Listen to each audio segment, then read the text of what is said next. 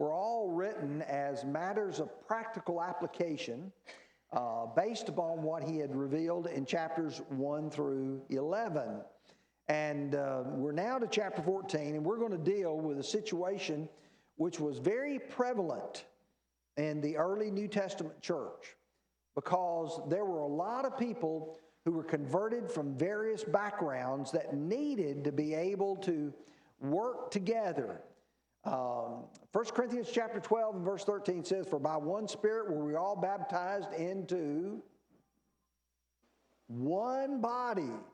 In other words, God didn't intend that there be 2 churches, 3 churches, 5 churches. He didn't intend that there be a Gentile church and a Jewish church. He didn't intend that there be a white church or a black church. He didn't intend that there would be a rich church, poor church. How many churches did God intend that there be? One body. And we're going to spend eternity in heaven together with all the righteous. And we need to understand that. And we need to realize that whatever you and I can do to try to bring that about, to try to work that out, is an obligation on our part. So I want to begin reading. We're going to go verses 1 by 1 for just a moment here. "Receive one who is weak in faith, but not to disputes over doubtful things." Now, when you read that very first verse, the key word there is to receive. Now, when I start talking about receiving somebody, what does that mean? Welcome them. In other words, don't look at them as a stranger. Do you suppose sometimes that when you had a church with a group of people who had all Gentile background, that a Jewish person comes in that audience, that they might feel a little bit awkward, a little bit unwelcome? Or on the other case, what about everybody who is Jewish and now a Gentile comes into the congregation? Do you suppose they might feel a little bit unwelcomed? Would it be possible that you could have 2 churches develop in one congregation? Absolutely it does. And Paul does not want that to take place. He says, I want you to receive the one who is weak in the faith. Now, why are they weak in the faith? We talked about that briefly last week. It refers to a person whose confidence in what they're doing. We talked about the conscience for just a little bit. People who make unwise decisions, violate their conscience because they believe what they're doing is wrong. We'll see that particularly when we get to verse 23. But you get to verse 2, he says, one may believe or believes he may eat all things, but he who is weak eats only vegetables, herbs. Why do you suppose some people would eat only vegetables? I can see 2 categories of people who would have trouble with that. Okay, it could be health reasons, but I don't think that's in the purview here. Religious reasons. Let's take the Gentile first. Was there a problem buying food that was sacrificed to an idol? Yes, that's 1 Corinthians chapter 8 and chapter 10, where Paul talks about eating meat that was sacrificed to an idol. And he says, if you go to the meat market and you find meat there and you don't have any problems, what should you do? Buy it and eat it. Or someone invites you to their home and they says to you, here we've got food set in front of him. If they don't tell you where it comes from, what do he tell you to do? Eat it. But he says if they tell you that it's been sacrificed to an idol, what about it? You don't eat it. Now, here's a person who has a real strong conscience who says, I can't eat anything that's been sacrificed to an idol. And so what he does, when it comes time, he says, well, I guess just so I make sure I don't eat anything sacrificed to idol, I'm just going to eat only vegetables. That's all I'm going to eat. Would that be all right for a man who's a Gentile to decide he only wanted to eat vegetables because he didn't want to violate his conscience? Yes. And here comes somebody along and says, well, I can't believe that you're that stupid. I can't believe that you're that uninformed. You ought to be willing to eat all things because I can eat all things. And you persuade that person to eat something that they feel is wrong. What have you done to them? You cause them to violate their conscience. He said, I want you to receive those people who are weak in faith. And he said, some people believe that they can eat only vegetables. Now let me flip it on the other side. If you go to Israel today, you will not eat anything that is not kosher. And that involves a lot of different things. But one of the things is you will not eat any pork. And I remember several years ago, I guess it was 2007, we had a tour guide who took us, and when we were at Jericho, they took us in the back room. He says, I want you to eat with the bus drivers and the guides. And everybody else ate out front. And when they did, they started bringing all this food out, and they brought some. I said, oh, pork chops. I didn't say it out loud, but that's what I thought. They were lamb chops. They'd been grilled over charcoal. They were good. But I'm going to tell you, I couldn't tell the difference between a lamb chop and a pork chop. If someone had asked me, is that a pork chop? I'd have said, yeah, that's a pork chop. Now, let's say, for instance, here you are, and you are a Jewish person, and somebody brings you a grilled piece of meat, and you don't know if it's a pork chop or a lamb chop. What are you going to do? Leave it alone. You're going to only eat vegetables. You can say, I know one way to do it is right, and so someone else comes along and says, here, take that. This is so good. You see, there's a problem here. He said, one believes he may eat all things. One believes the weak can eat only vegetables. Now, here's the response to this. Let not him who eats despise him who does not eat. Let not him who does not eat judge him who eats. For God has received him. What does Paul say that you're supposed to do?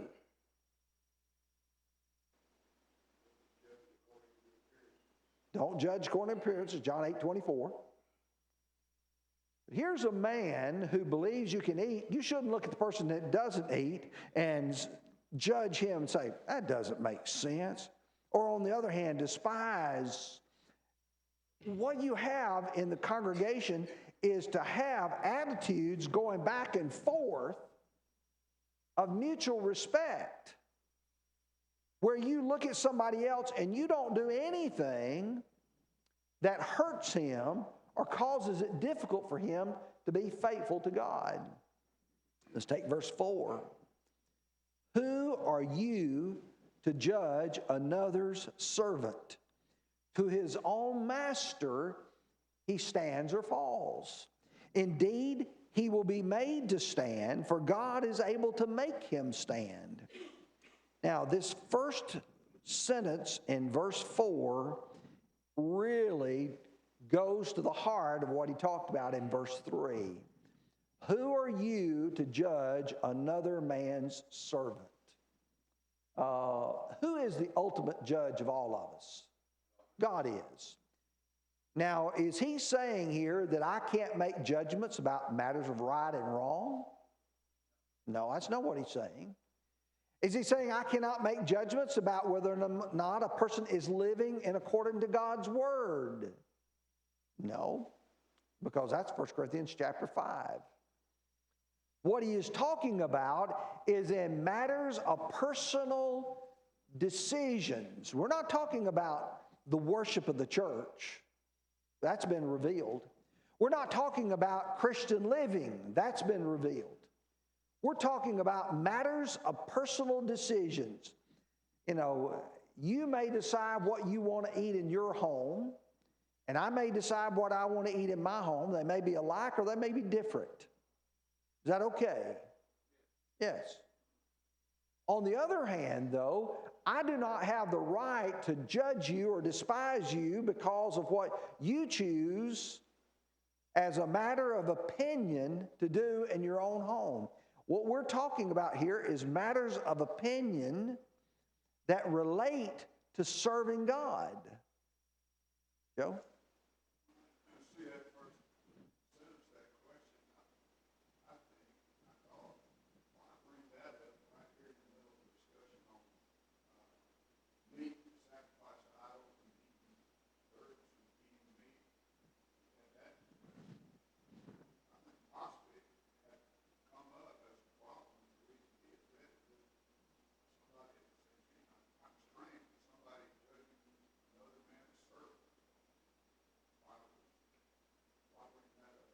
Well, that was a phrase Brother Roy Deaver used to use in class all the time. He'd always ask the question, whenever you have a statement in Scripture, why did he bring that up? What was the purpose of bringing it up? What caused that to be brought up? Well, in this case, who are you to judge another man's servant? Is if we're all servants of God, and am I in the right place to judge the way another person's doing their job, as long as he's doing what God has told him to do? Is it my place to judge the way he does it? No. He doesn't answer to me. That's the biggest problem we have today. We have this idea that everybody answers to me. I'm not the person. You know, when you go back to 1 or 2 Corinthians chapter 2 and 1 and 2, where Paul says, not that we have lordship over your faith. We don't have lordship over somebody else's faith. And he's trying to impress that upon them, that in these matters you don't do that. To his own master he stands or falls. He's going to give an account for himself. I've often said to people, there's only one person I can control. Me. I can't control you. I can try to do that. But you ultimately make the own decisions in your life. And our biggest problem is we want to control or judge everyone else's choices. And that's where you get to Matthew chapter 7. Judge not that you be not judged. For what judgment you judge, you shall be judged. What measure you meet, it will be measured back to you. Why do you behold the mote, speck of sawdust, the speck that's in your brother's eye, and do not consider the beam, the log, the plank that's in your own eye? You know, the problem is we're constantly trying to look at everybody else instead of doing what? Look at ourselves. And that's what he's trying to talk to them about, is don't judge another man's servant. Now you get to some specifics here in verse 5, because verse 5 addresses a situation that evidently was real and a real problem for them. He says, one man esteems one day above another, another esteems every day alike. Let each be fully convinced in his own mind. Now let's look and see how people would handle this. Okay, if you have been raised a Jew all of your life, the seventh day of the week, what would you do? You would worship God, but you would do nothing. You wouldn't cook. You wouldn't pick up sticks. You would do nothing that day. You would respect that day. Now, once you become a Christian, does the Sabbath day continue? Are we still under that Old Testament law to remember the Sabbath day and to keep it holy? No, you're not under that law anymore. On the other hand, though, here's a man, all of his life has been told, you don't work on this day. You don't do anything this day. What do you suppose most of the Jews did on the Sabbath day after they became Christians? They rested. Why did they rest? Habit, but that's not the only reason. Their conscience, their respect for God. Now, here you are, let's say you're a Gentile in the church at Rome, and you say, All right, this Saturday, this seventh day of the week, let's all have a good fellowship meal. And after that, we're going to work around the building. We're going to pick up all the sticks that's fallen from the trees.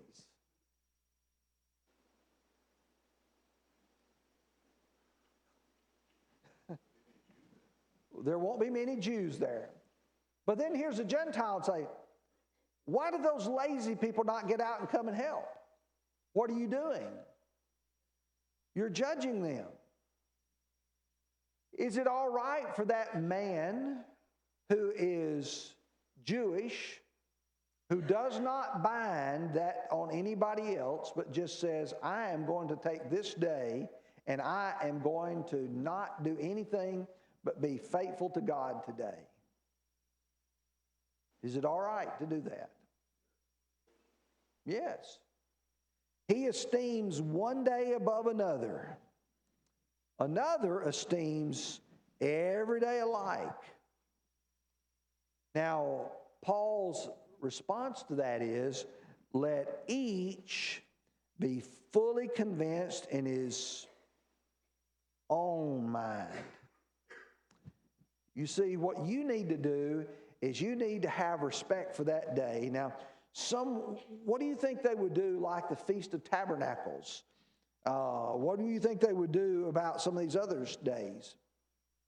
You can say, well, I understand where they're coming from.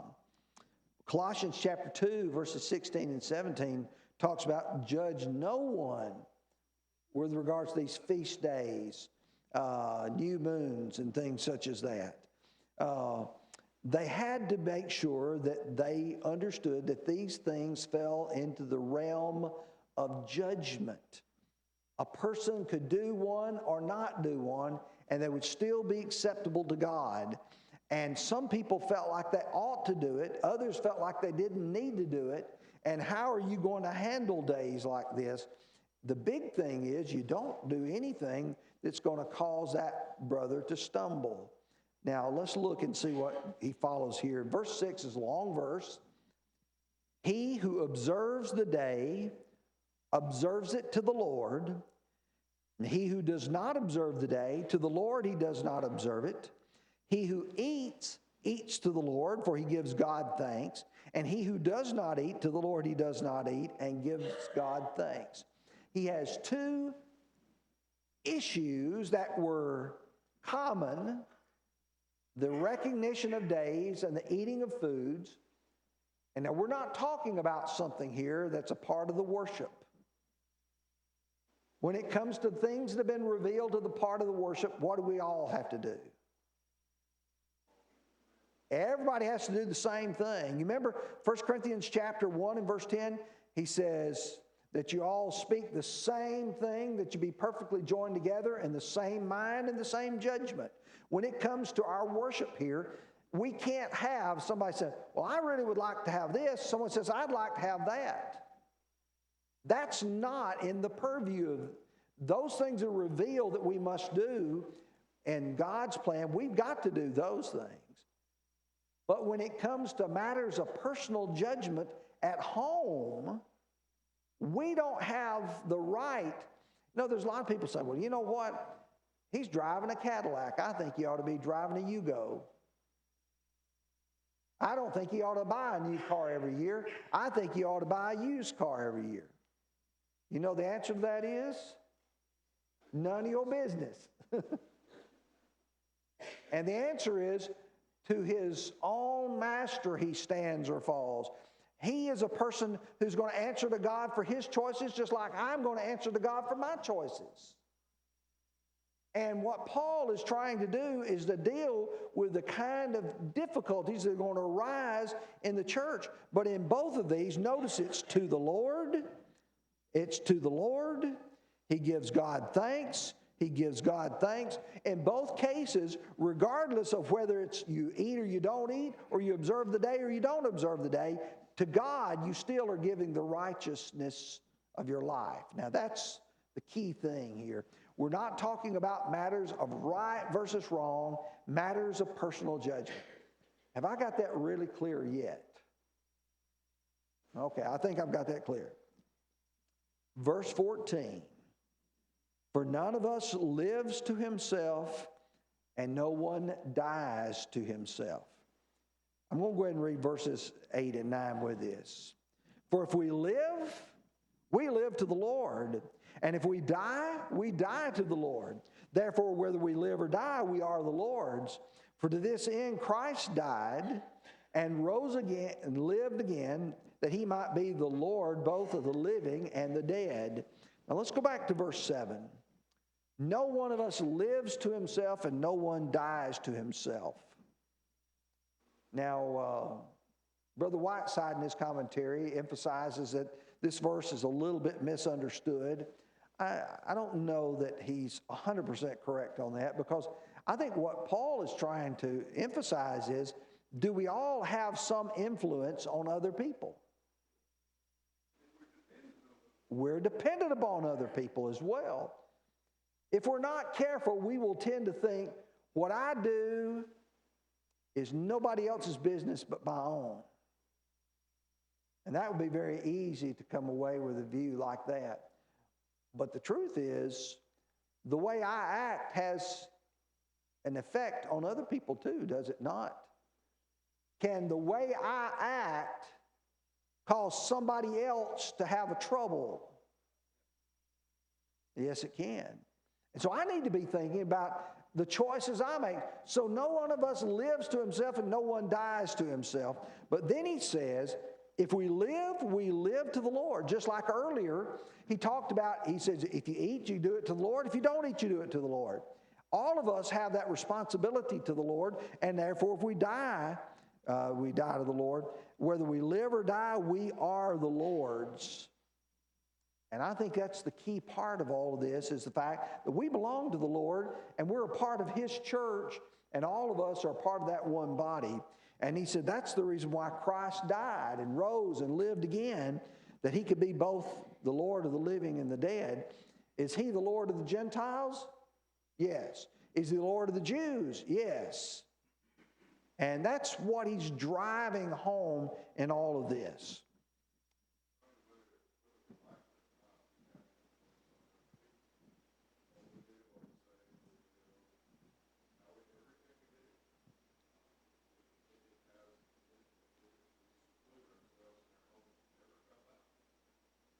That seclusion is saying something to somebody else. That's yeah. And the truth is that we have to be careful, because what I say and what I do sometimes can cause somebody else to think, well, if he can do it, I can do it. But then they believe that they shouldn't do it. And that becomes a part of their conscience. Well, I want to take verse 10, and this goes through verse 12, but I want to take verse 10 because he returns to this idea, but why do you judge your brother? Or why do you show contempt for your brother? For we shall all stand before the judgment seat of Christ. The word judge and contempt reflects the words earlier that said to despise or to judge. And what does it mean to judge? Well, that means to consider whether or not they are faithful to God. But then what does it mean to show contempt?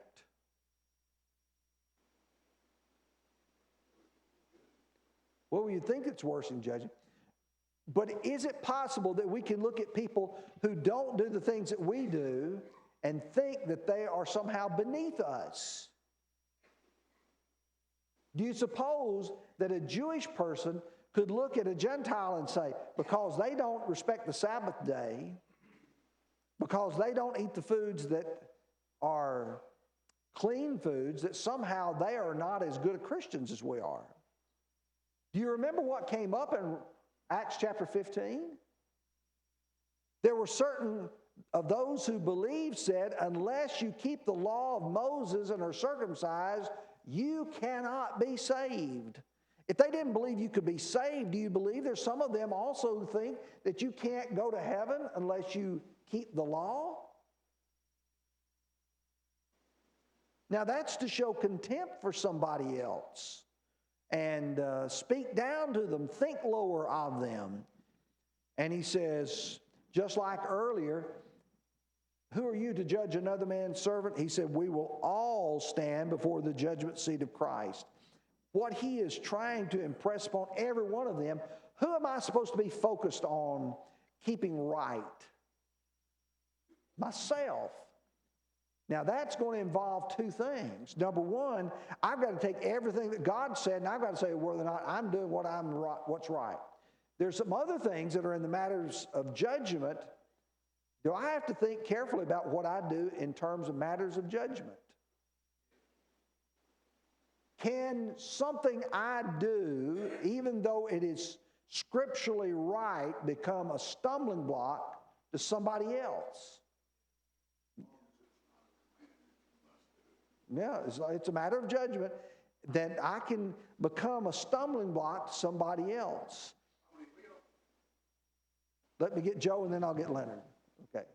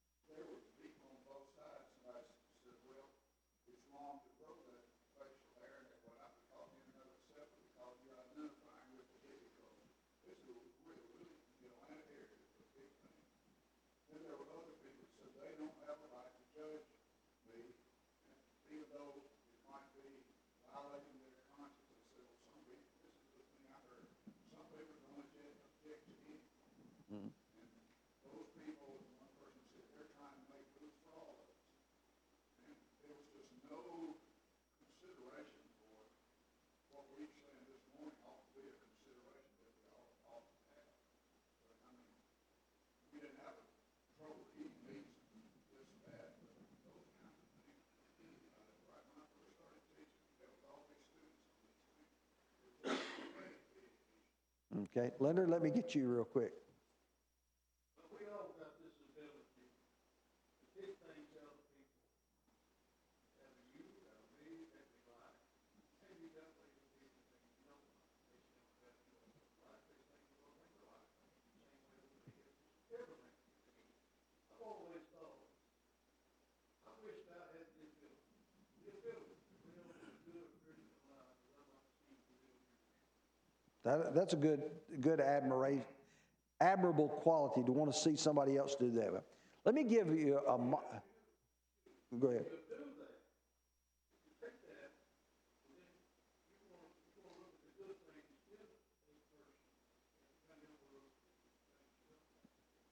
If we do that for ourselves, let me give you a modern day. Joe used an illustration. I'd thought of this before, but I was going to see if anybody else brought it up. Joe used the situation of facial hair to identify with the hippies back during the 60s. I don't know if everybody heard that or not. But there's a real big thing now today with regards to preachers and our dress. If you'll notice, I wear a necktie, and I have ever since I've been here, for every service, and I've always done that. But there's a lot of brethren who now no longer wear neckties, and that has become a cultural issue. There's a lot of people who will emphasize, why doesn't he wear a necktie anymore? Is that a matter of faith? Is that a matter of, if a man doesn't wear a necktie, does that make him somehow not as spiritual? Ronnie? Not at all. And that's the point he's trying to make. It's a matter of judgment. And someone said, let me finish this up, Stanley, and then I'll get you. Well, he said, well, why do you wear a necktie then? Is it just your habit or is it your culture? I can wear a necktie and it not offend the people who don't wear neckties. But there's some older people who feel that if I didn't, I wasn't showing enough respect to God. So what's the best thing to do? Remove the stumbling block. dress in a way so that you won't offend. Now, they may not look at you and say, well, but when it comes to the preacher, they say, I want him to dress appropriate to what he's doing. In the same way, you might go to a wedding, and if you went to a wedding and the guy who's officiating at the wedding, how do you want him to be dressed? Formal, with a tie on. On the other, unless it's one of these new weddings now. But the other hand is, if someone else comes and they're not wearing a necktie, you're not going to make a big deal about it. The point I'm trying to, Ronnie made the point I was hoping that would be brought. It's not a matter of salvation, but it's a matter of respect that I am trying to show for both sides. And if a person does wear a necktie, you respect him. If a person doesn't wear a necktie, what do? Respect him. And it's a matter here of a matter of judgment. And that's what he's trying to, and he says, we're all going to stand before the judgment seat of Christ for the choices that we have made. Now, Stanley, I skipped over you. I want to go.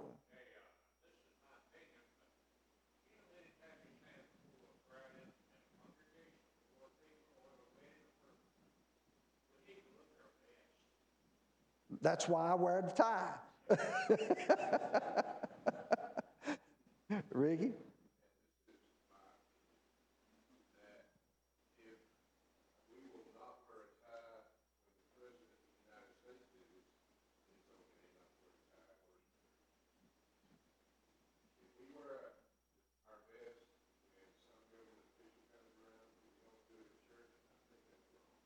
Okay.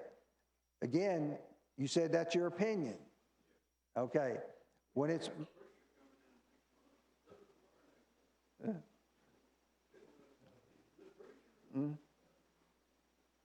Well, my point is I'm trying to draw out of this is we have our cultural issues like they had their cultural issues.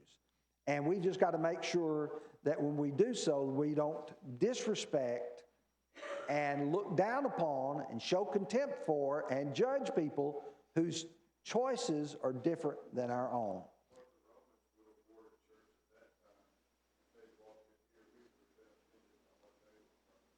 Yeah, some of them probably would look a little bit different.